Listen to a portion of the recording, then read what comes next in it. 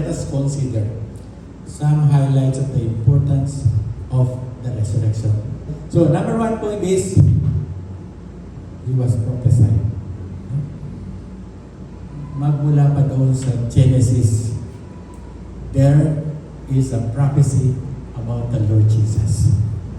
So, ibig sabihin yun, napakahalaga yung resurrection because it was in the beginning, was prophesied about the resurrection of the Lord. He was mentioned in the Old Testament. Ano yung sinasabi sa kanya ng Genesis? Genesis 3:15. Ano sabi?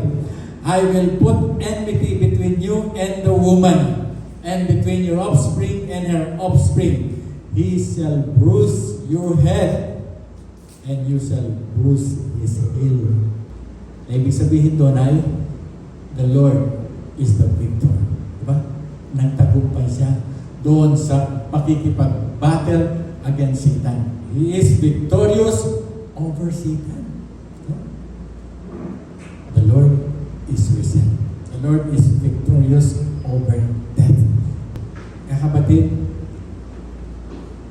huwag tayong mag-alala ngayon sa anumang kinalalagyan natin bilang mga mananampalataya sapagkat we have the Savior. Every moment, no, in every trouble, we have the Jesus in our lives. Yun ang mahalaga. No? Kaya nga tinawag siyang Savior. No? In sin and in temptation, He is going to help us.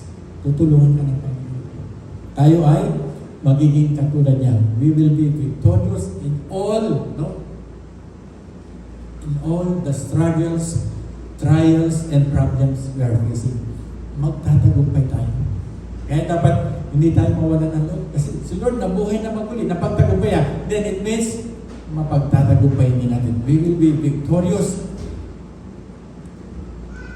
on all our enemies. Magiging victorious tayo. Anong sabi ni Job? Another. Hindi pa pinapanganak si Lord. No? And Job had mentioned it in chapter 19, verse 25 to 26. Anong sabi niya? I know that my Redeemer lives. Ang ganda ng pagkasabi niyo. Hindi pa pinapanganak ang Panginoon. Nakikita na niya na yung tagapagligtas, ang magtutubos ay mabubuhay. Amen? Diba? My Redeemer lives. On the year 3080, His Redeemer, sabi nga, died. And after 3 days, rose from the dead. Napakaganda, di ba? I know my Redeemer. So even in the Old Testament, prophesying of the Job, have prophesied that the Redeemer lives. And He will stand on the earth. And after my skin has been destroyed, yet in my flesh, I will see God. Ano yung sabihin doon? Lahat din naman tayo ngayon that who believe on the Redeemer, who believes on the Savior Jesus Christ, we will see God. Bakit mo siya makikita? Because our Redeemer lives. Amen? Hindi siya nanatiling patay. Hindi siya nanatili doon sa libingan. Good news sa atin yun. Alam niyo ba, dapat we will always rejoicing in the Lord, no? Because there is no more death for us. No? Yung kamatayan, hindi na maghahari sa atin. Yung kinatatakutan natin kamatayan, wala na.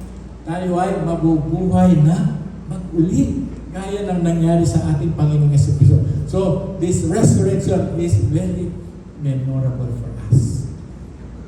Si Job, nakaranas siya ng mga bad circumstances in his life.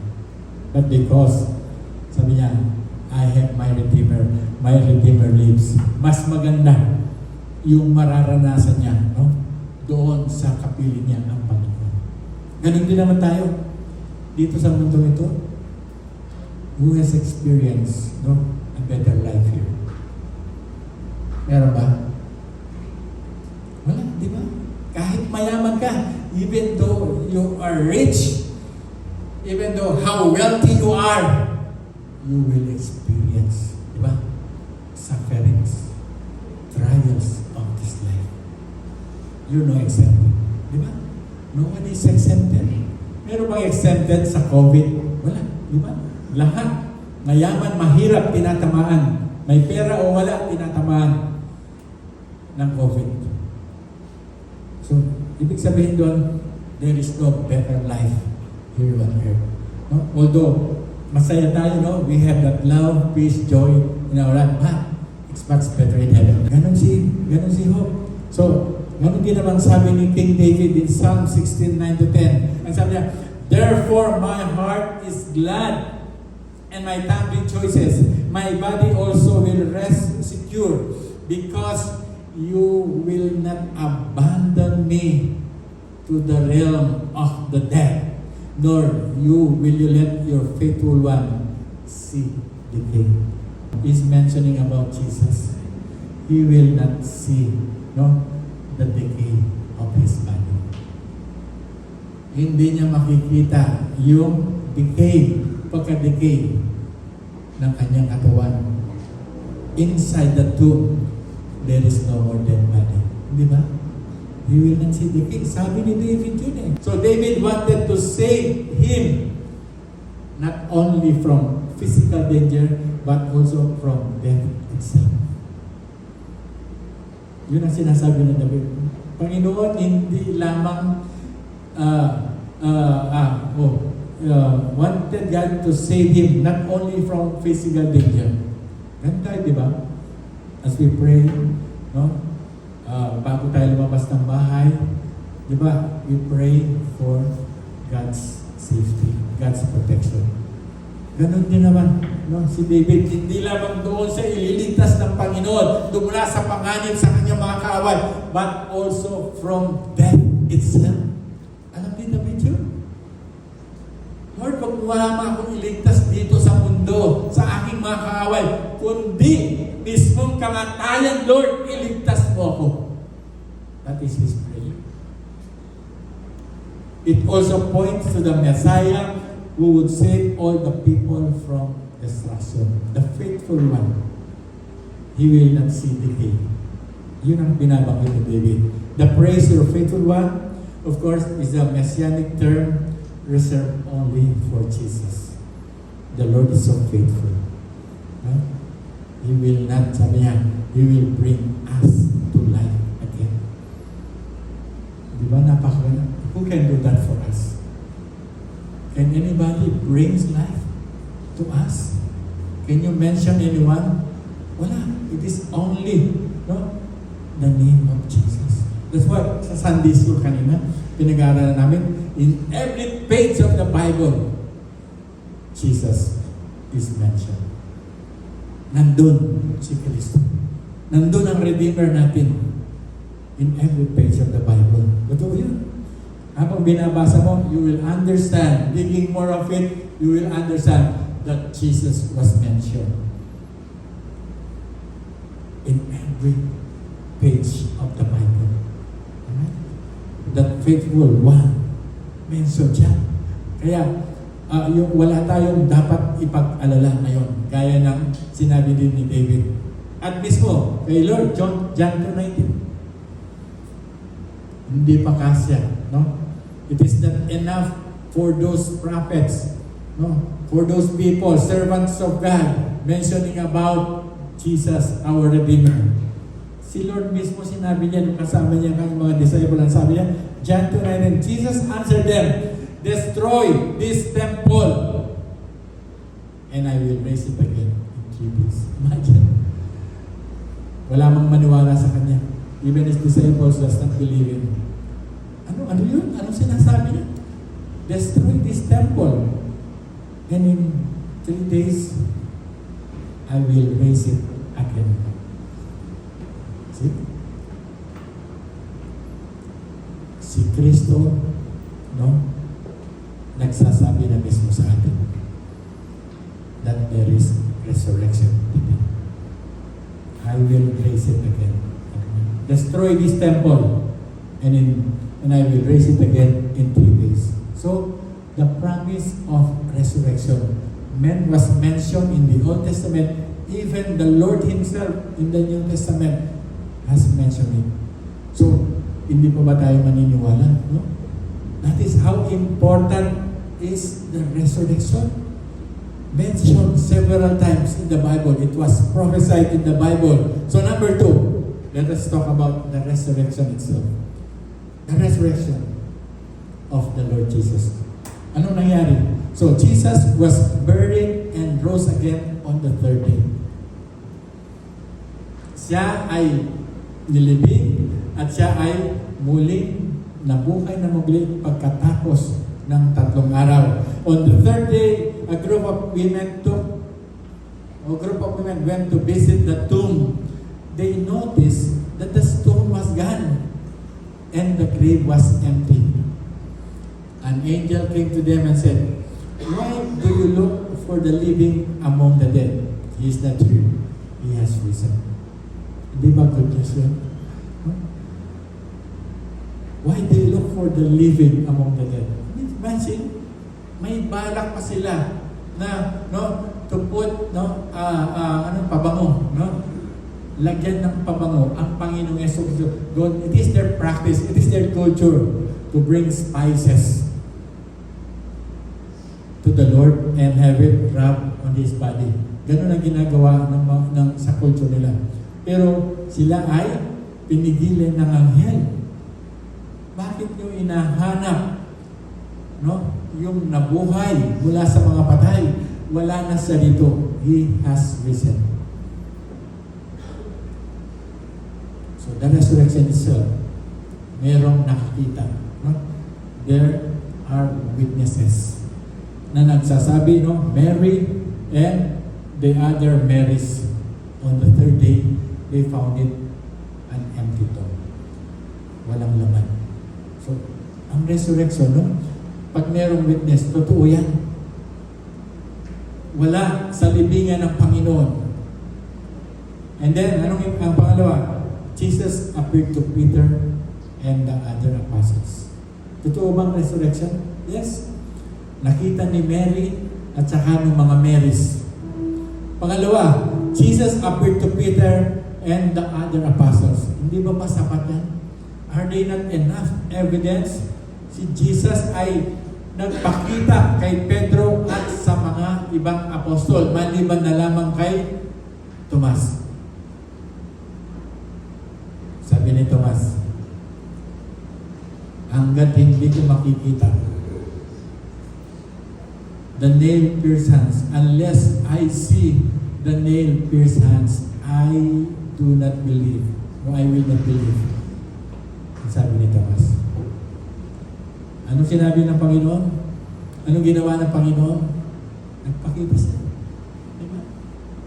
When you are in doubt, magpapakita siya. Magpapahiwatig sa iyo. No? The Holy Spirit will reveal to you that really there is resurrection. Sino bang hindi naniniwala sa atin sa resurrection? Katulad ni Tomas. The doubting Tomas. Hindi siya naniniwala. Imagine, for 3.5 years, he has been in the company of the Lord Jesus, and yet, he has heard the Lord mentioning about the resurrection, and this man, this apostle, does not believe the Lord. Imagine that. Minsan ganun tayo, di ba? We know how many times it is mentioned, we do not believe. Ginawa ni Lord. Sabi niya, nagpakita si Lord sa kanya. Tomas, do you believe now that you have seen me? Wali ka, no? Touch my hands, my nail-pierced hands. Hawakan mo. Pati yung aking tagiliran, hawakan mo. Sabi niya kay Tomas. See? Si Lord, pagka nagdadoubt ka, magpapakita sa atin si Lord ng tanda. Gaya ng ginawa niya kay Tomas. Upang tayo ay lubusang maniwala. No? Kung may doubt, sino man ang may doubt sa atin ngayon, si Lord ay gagawa ng paraan upang ikaw ay lubusang maniwala. Imagine an apostle, pero hindi siya naniniwala. So the 4 Gospel, it's described Jesus revealing His presence to His disciples after He rose from the dead. Mark, Matthew, Mark, John, Luke. Yun ang 4 Gospels. No? And then, according to 1 Corinthians 15:6, hindi lamang yun. Narito pa yung mga ibang witnesses. Jesus appeared to a total of 500 people. And these people serve as witnesses for His gospel when He ascends to heaven. Is it not enough to have 2 or 3 witnesses according to their law? That the one they are witnessing, the one that they are saying, it is true. Ganun ang batas eh. 2 or 3 witnesses, it is enough. But, tinan nyo ito, let's look at this. Almost 500 people have seen the Lord Jesus. Eh, itong mga taga-Corinto, ayaw pang maniwala sa kwento, no? Corinthians doesn't believe it, no? That the Lord Jesus rose from the dead and ascended to heaven. So, the ascended Jesus even appeared to Paul. Meron pa. Kung hindi pa sapat, yung 500, ayaw pa rin maniwala. Narito naman ngayon si Paul. No? Jesus in heaven appeared to Paul while Paul was on the road to Damascus to legalize the imprisonment of Christians. See? Si Pablo, nagkukwento niya. Si Pablo na persecute ng mga Kristiyano, even testifying that on the road to Damascus, Jesus appeared to him. That's why he considered himself apostle. We have seen the Lord, no? And the Lord helped him. Tinulungan siya ng Panginoon because the Lord is going to receive in His ministry. So, number 3, the last one. That is it, the importance. Bakit mahalaga? Yeah. What is the importance of the resurrection of our Lord? Number 1, it proves that Jesus is the Messiah. Pinapatunayan, nangangahulugan na ang Panginoong Yesus ang siyang Messiah, ang siyang tagapagligtas. That He is the one who will redeem us from our sins. Tingnan natin, bakit mahalaga? Nagpapatunay, si Kristo ang tutubo sa atin. Si Kristo ang magliligtas sa atin. Si Kristo ang magbabayad ng lahat ng ating kasalanan. He is the Messiah. No one is ever like Him. Wala siyang katulad. No? Meron ba tayong alam na tagapagligtas na maliban sa Panginoon? Because of His resurrection. Meron ba kayong nalaman? No? Meron ba kayong narinig na ibang tao na nabuhay, na maguli mula sa mga patay? Of course, those who have listened, no? Ay binuhay na maguli ng mga patay. Lazarus, di ba? Pero hindi naman sila yung Messiah. It is the Lord that have done it for them. That this one, it proves that Jesus is the Messiah. Ano sabi sa verse 12 to 13? Now, if Christ is proclaimed as raised from the dead, how can some of you say that there is no resurrection of the dead? Ito yung katwiran ni Paul sa verse 13. But if there is no resurrection of the dead, then not even Christ has been raised. Nakita niyo yung logic? Can you see the logic? Kung walang pagkabuhay na maguli ang mga patay, si Kristo hindi rin muling nabuhay. Bakit? Meron pa bang mauna kay Kristo? Wala na, di ba? It is, sabi niya, Christ has been raised from the dead. Yun ang katwiran, yun ang logic, no? kung hindi mabubuhay muli ang mga patay, then si Kristo di naman muli na buhay. Sabi ni Paul, walang pagkabuhay na maguli kung si Kristo ay hindi muli na buhay. Yun ang logic nun. Hindi tayo pwede yung maunang mabubuhay na maguli. Mauna pa tayo kay Kristo. Yun ang ibig sabihin niya. Kailangan mabuhay na maguli muna yung ating Savior. Yung ating tagapagligtas. The Redeemer. Siya kailangan ng mauna mabuhay na maguli. Without Him raised from the dead, then hindi rin tayo mabubuhay na maguli. Here is risen proves He is the Messiah.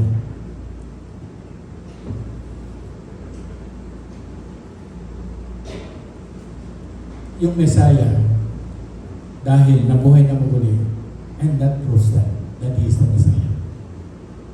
Kasi wala namang makakagawa ng gano'n, di ba? Tayo ba pwede mabuhay na maguli sa ating sarili?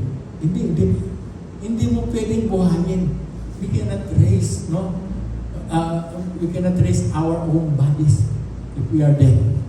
Kung patay tayo, hindi natin magagawa yun eh.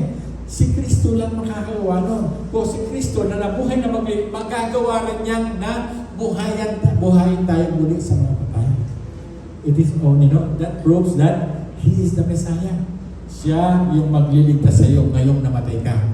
Wala, no other person can save you from this death. It is only Jesus. Because He has proven that, no? He rose from the dead. When people ask Jesus for a sign that He was the Messiah, Panginoon, ikaw ba talaga yung Messiah? Paano? Anong mga tanda? Ang sabi nila, the only indication He would give was the prophet Jonah.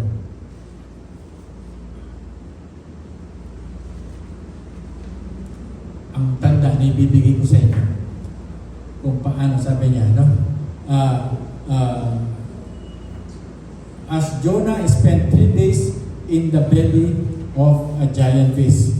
Yun. Kung paano si Jonah ay 3 araw, 3 days and 3 nights in the belly of the fish, so is the Son of Man in the earth underground. Nakita niyo?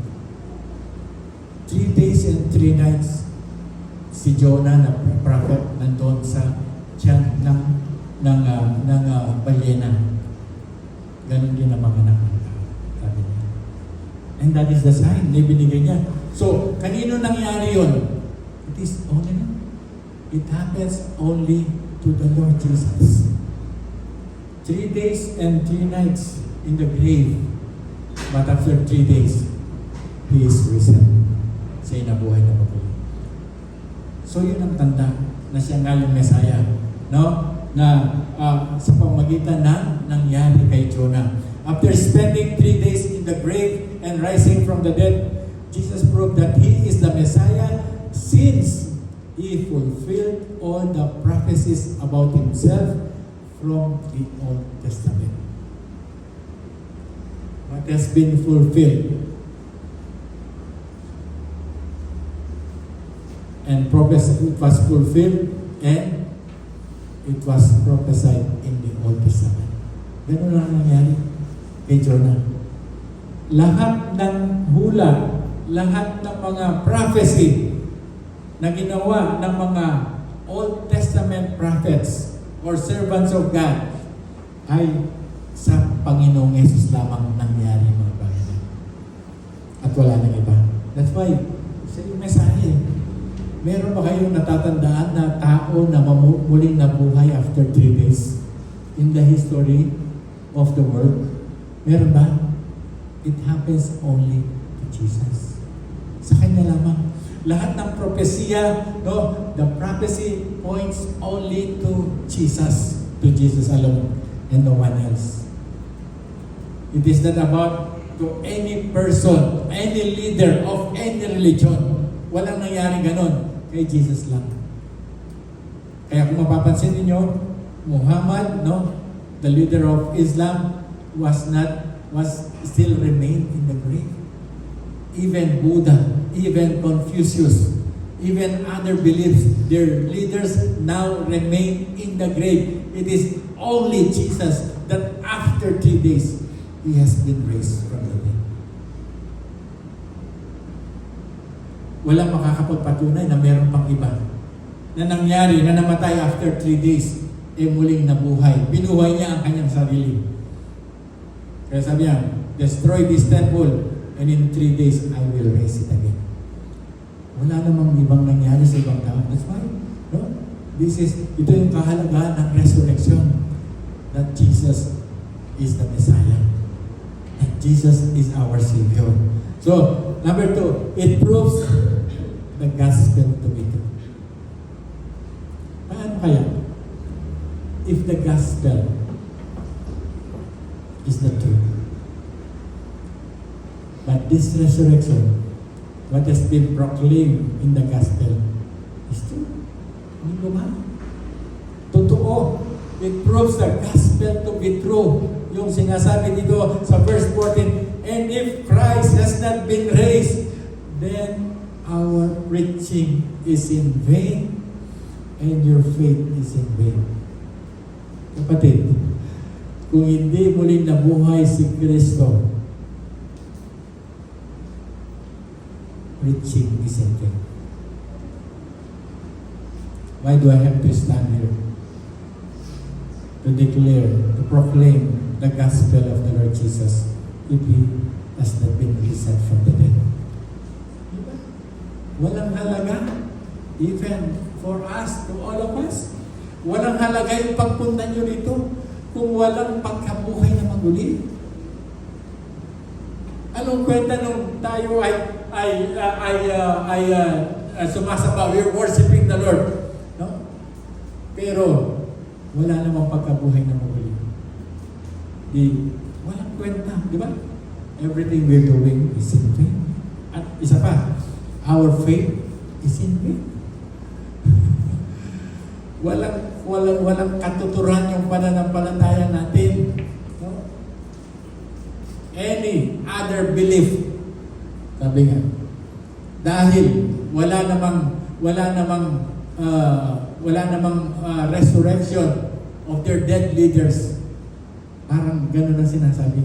Wala na rin katuturan, no? Even any other religions, kapag walang resurrection, wala rin namang katuturan yung kanilang pananampalataya. Diba? Kaya yung hindi naniniwala kay Jesus, no? Those who believe that in Jesus, their preaching and their faith, no? Is in vain. Walang halaga, walang kwenta ang lahat ng ginagawa ng lahat ng tao kung walang pagkabuhay ng Diyos. That's how important is the resurrection. Imagine that. No? We're here standing before you, proclaiming the Lord Jesus, no? The goodness, testifying about the Lord Jesus, then there is no resurrection of the dead. Sabi ni Paul, walang kwenta, according to Paul. Everything you're doing is in vain. Walang kwenta yung ginagawa nyo yan. And in verse 18, then those also who have fallen asleep in Christ have perished. Kawawa naman. Di ba? Fallen asleep in Christ, doing all the things to glorify Jesus. Sabi ni Paul, they will also perish. Imagine that. Walang pagkabuhay na magkuli, di wala rin kwenta. No? What is the use of serving the Lord if there is no resurrection of the dead? Yung sabi ni Paul. No? That's according to Paul. Meron pa bang halaga yung ginagawa natin? Let's all go home and sleep. Di ba? If there is no resurrection. Yun ang ibig sabihin ni Paul. Kahit yung mga patay ninyo, those who have fallen asleep, those who serve the Lord for many years and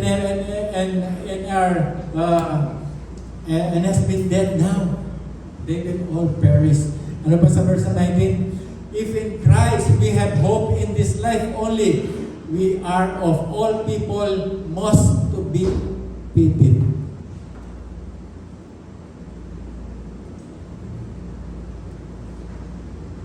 kung walang resurrection, at saka yung pag-asa natin kay Kristo dito lang sa mundo, no?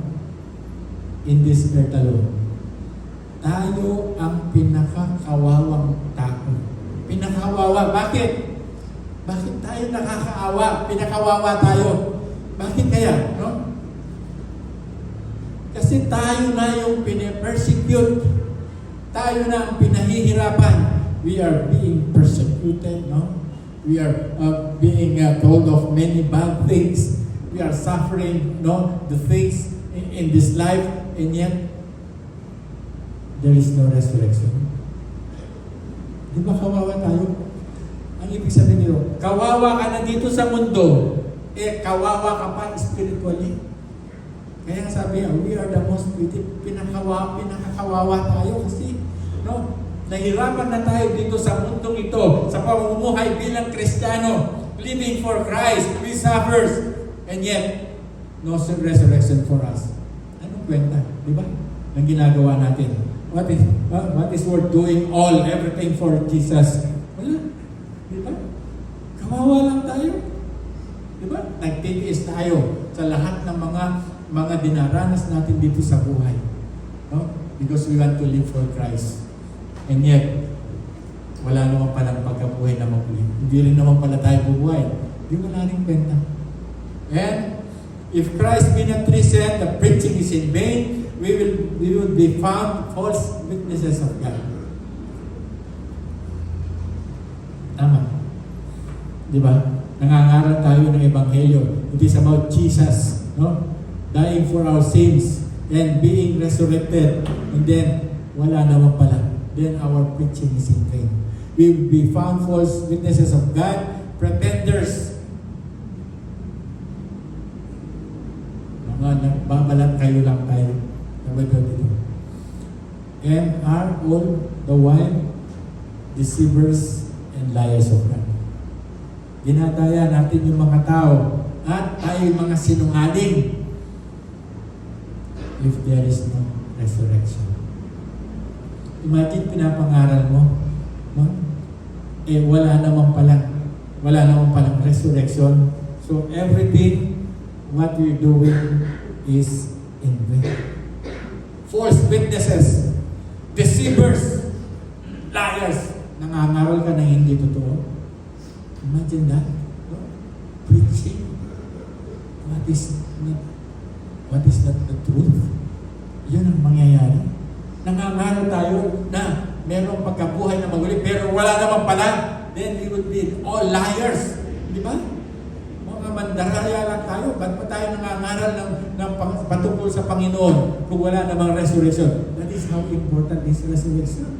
Kasi pinapangaral natin siya yung namatay at muling nabuhay, na kung sino man ang sumampalataya sa Kanya, kahit mamatay, ay muling mabubuhay. That is how important is the resurrection of the dead. So, and does not this make us the vainest men in the world, and our office and ministry the vainest and the most useless thing in the world? Ano ginagawa sa atin? Walang katuturan. No? Wala tayong katuturang mga tao dito sa mundong ito. At ang ating mga ginagawa at ang ating mga ministry ay mga walang katuturan at walang kapakipakinabang dito sa mundo. Lahat ng ginagawa mo, walang pakinabang. Imagine that. Yun ang sabi ni Paul. Kung walang resurrection, huwag na kayong mangaral, huwag na kayong sumamba, huwag na kayong mag-practice, huwag na kayong humayo, kasi naman wala namang pagkabay. Diba? Wala namang katuturan ang ginagawa natin eh. Ba't pa kailangan tayo magpakahirap? Do we need to suffer hardship, declaring the glory of God, and there is no resurrection? Diba? Wala naman pa ng resurrection eh. Bakit pa tayo mag-continue? Di ba pinapagod ko lang ang sarili ko? Di ba pinapagod lang yung sarili mga Sunday school teachers? No? Na gabi-gabi, araw-araw, nag-aaral o pangituro, pagkatapos wala naman palang katuturan ng ginagawa natin. Everything we're doing is worth nothing, is in vain if there is no resurrection. Kaya kapatid, tandaan natin yun. Kaya nga may paniniwala tayo na kapag namatay tayo, ngayon ay makakapiling natin ang Panginoon. That is what we believe. No? Because death has been conquered by the Lord. Diba? Walang magawa si Satan. Kaya kahit na anong gawin ni Satan, akala niya nagtagumpay siya. But after 3 days, Satan is not laughing anymore. Because the Lord has been resurrected from the dead. Di ba? Hindi na siya natutuwa. Hindi siya nagagalak. Kaya ngayon, galit na galit siya sa atin. Galit na galit sa iyo. Kasi wala kang tigil sa pagtuturo, sa pangangaral. No? Satan is very angry to all God's workers now. Bakit hindi siya galit? Imagine, the rest of your life, you spend it to the Lord's glory. Glorifying His name, testifying about the good things He has done for us. Hindi ba magagalit si Satan yan? No? Magagalit siya sa mga workers, no? Sa mga masisipag na gumagawa sa gawain ng Panginoon. Galit na galit siya sa mga manggagawa ng Panginoon. Kasi nagpapatuloy sila. Kasi pinaglilingkuran nila ang Panginoon. Kaya galit na galit si Satan. Now, sabi nga, the devil, sabi niya, ay gumagala, no? Prowls around, looking for someone to devour. Galit si Satan, napakakala nyo, galit na galit siya sa atin. Nagkahanap siya ngayon ng magiging biktima niya upang hindi siya makaranas ng resurrection sa buhay niya. Galit na galit siya. He prowls around, roaring like a lion, looking for someone to devour. Kapatid, huwag kang maging biktima. Diba? Huwag mong hayaan yung sarili mo that you will not experience resurrection in our life. Huwag mo, no? Pababayaan yung sarili mo. Because the devil is in a hurry. The devil is in double time or triple time. Gusto niya, hindi ka maniwala. Yan ang gagawin niya. Huh? That is the works of the devil. Gusto niya ngayon, walang pente sinasabi ni pastor niya. Huh? Everything he says is not true. I do not believe him. Huh? Kaibigan, kapatid, just believe what the Lord is saying to us. Seeking His will. Yun ang paniwalaan natin. And you will experience, the greatest thing that will ever happen into your life. The resurrection of our bodies. Of course, there is rapture. Meron naman na mga rapture. Merong hindi mamamatay sa atin. Those who are alive will be caught up in the air to meet the Lord in the clouds. Rapture, just like what happened to Elijah and Enoch. There is rapture. We will not experience decay of our bodies. But once that will happen, these mortal bodies will suddenly be changed into immortal bodies. Kapatid, yun ang ating naiisin sa buhay natin, yung makasama si Lord, that we will be with the Lord when rapture comes. Don't let it happen na maiwan ka, that you will be left behind. Huwag mo kapatid, hayaan yung sarili mo. Because you do not believe on the resurrection. Because you do not believe on the Lord Jesus.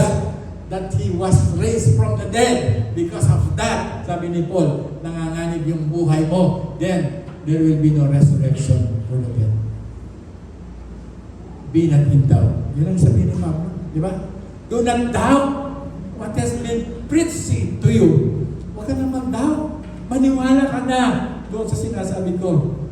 Kasi kung sinasabi mo walang no resurrection, then Christ was not risen. Kung yan ang paniniwala mo. He was not risen. But if you believe, then you will also be risen. Amen? Bubuhayin tayo muli kung tayo mamatay na. Amen.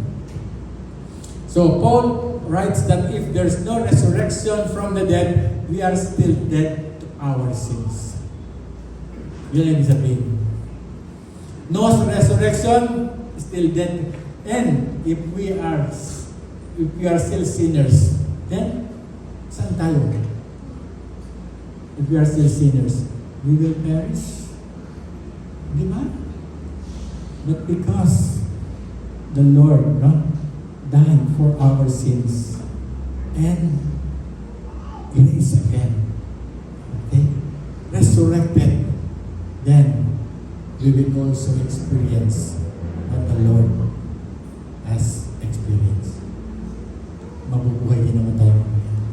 But, sabi dito, dead to our sins kung walang resurrection. So sayang lang, buhay natin, di ba? Kaya sabi na iba, Lord, bakit pa ako nabuhay sa mundong ito kung mapapahamak naman ako? Lord, why was I born if I only perish in this earth? Do we need to be born if we will only perish? No. The answer is no. Because we were given a choice to decide. Whether you like it, whether you will decide for it, that's what I mean. Decide for it, you will accept it or you will reject it. Every person will be given a chance to see his Savior. But if not, kung hindi tayo naniniwala, if we do not believe, then we choose for our own, our destiny. We will perish. We will not see God. We will not see Him face to face. This is our chance, my friends, my brothers and sisters. A chance to see the Lord face to face. Are you not excited of it? Diba? Di ka ba excited that you will see Him face to face? Your Creator, the one who have made you, create you, you will going to see Him. We're excited for everything, no? Na excited tayo if it is a surprise, no? Asado tayo, the one we idolizes, we are excited to see Him, or any other person who are very important. Di ba? Excited tayo. Basta importanteng tao makaharap mo, excited ka. You're so excited enough. Di ba? Gusto mo makita yung idol mo. You want to see your idol, your favorite actor or actresses. Di ba? Are you not excited to see the Lord? Di ba? Imagine mo, yung mga tao, excited sila doon sa mga artista na nakikita nila sa mga mall. But now, you are not even excited even a little bit of Savior promising you an eternal life. Hindi ka man excited? Diba? Kapatid, let's get excited to see Him face to face. Right?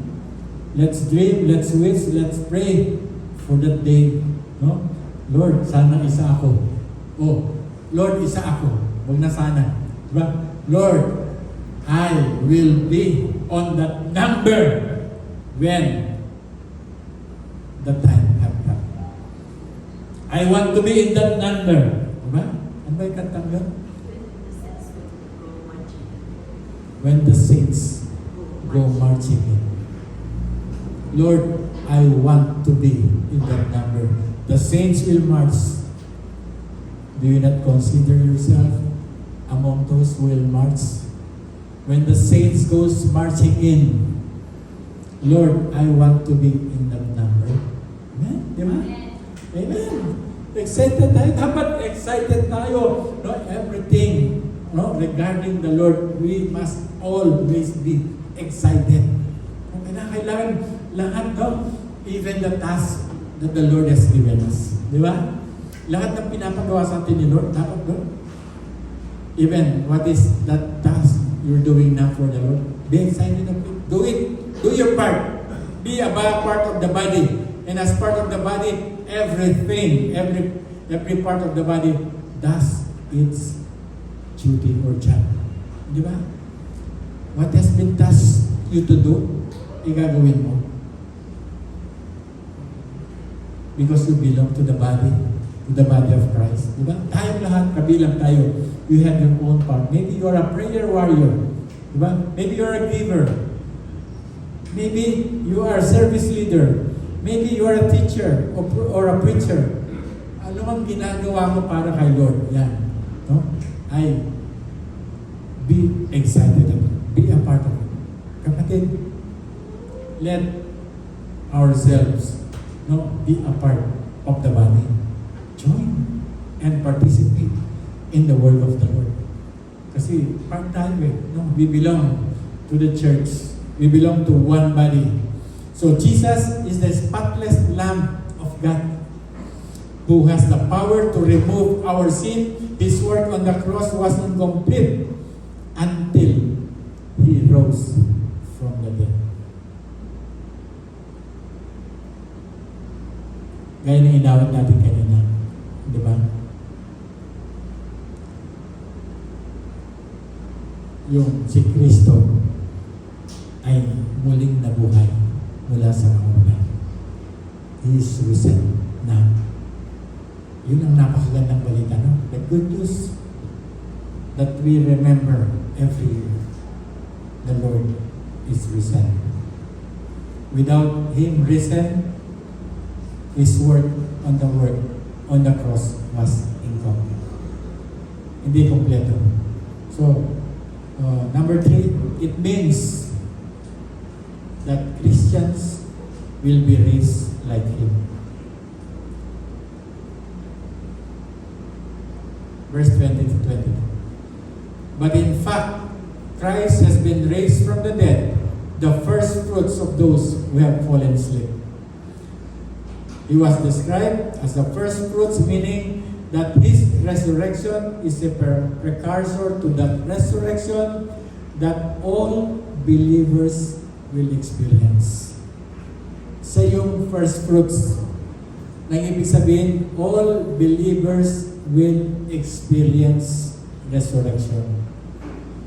Sila mong yung nauna. Sa yung first fruit, described as the first fruits. So, our conclusion for today, Jesus did not just die and rise, but in Him, ito ang mahal na pakalaga, we died with Him, we rose with Him. That is not just symbolic. We actually have been raised with Christ. Kapatid, if you are not a believer, it is not only symbolic. It is actually you have been raised with Christ. Nandun na, you have been raised. That is past tense. Past tense na. So, ito'y sigurado na. That is the assurance. No? If we believe on the Lord Jesus, that He is risen. We have also been risen with Christ.